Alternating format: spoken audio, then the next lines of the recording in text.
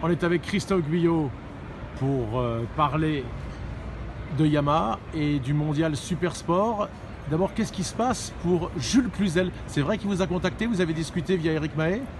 Oui, via Eric Mahé. Disons qu'il y a eu une période, tout le monde a pu le voir, où il y avait des doutes sur la capacité de son équipe à continuer le championnat.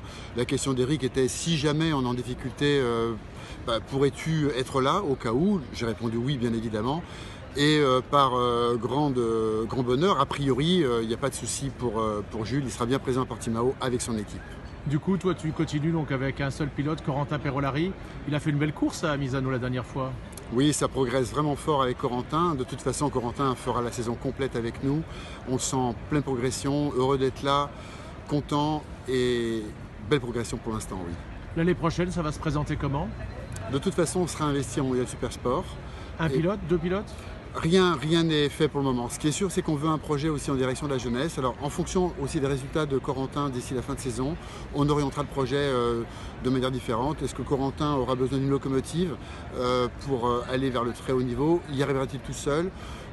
Devrait-on s'impliquer plutôt en 300 pour une deuxième moto? Dans tous les cas, on sera là en 600 et ce sera un projet pour essayer d'emmener les jeunes Français vers le haut niveau. Donc ça veut dire que ça sera obligatoirement des pilotes français, pas d'étrangers? Il peut y avoir un étranger en locomotive dans la catégorie 600, mais si on fait du 300, ce sera avec un Français. On discutait avec Martial Garcia, il était étonné que vous ayez choisi le mondial Super Sport, alors que, vu votre expérience en endurance, vous auriez plus peut-être d'expérience pour aller glaner des victoires ou des podiums ou des belles prestations en Superbike. Alors justement, on a l'expérience, et Rémi, tu l'as bien suivi, tu l'as bien vécu. Lorsque nous sommes déjà partis en vitesse mondiale, nous l'avons fait déjà, la rupture. C'était dans les années entre 2005 et 2010. On a commencé par le Super Sport, ça s'était plutôt bien passé. On a des premières lignes, des quatrièmes places avec David Cheka. Et quand on a rejoint le Superbike, on s'est écroulé parce qu'on n'avait pas encore l'électronique, il manquait comme des éléments techniques que je pense ne pas être capable d'avoir tout de suite. C'est-à-dire que le règlement Super Sport me paraît vraiment adapté. Et si pour l'instant on n'est pas encore tout à fait au niveau, on a juste à travailler.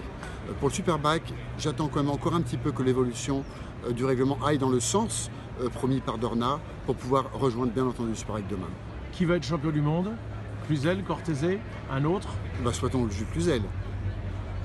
Dernière question, on vient d'apprendre par la FIM que l'année prochaine pour la Moto 2, et ça paraît assez logique vu que ce sera de toutes nouvelles machines, il n'y aura pas de wildcard. Ta réaction? C'est surtout qu'il ne pourra pas y en avoir parce que comment faire une moto comme ça rapidement avec un moteur de Triomphe? Il y en a qui seraient bien capables. Non, je crois qu'effectivement Dorna veut bien maîtriser le sujet. C'est un changement, c'est un bouleversement quand même. Changer de moteur, parce que c'est pas que le moteur en soi. On passerait d'un moteur de Honda à Yamaha, le step serait pas très important. Mais sur un moteur Triomphe, c'est vraiment complètement différent. C'est pas du tout la même conception.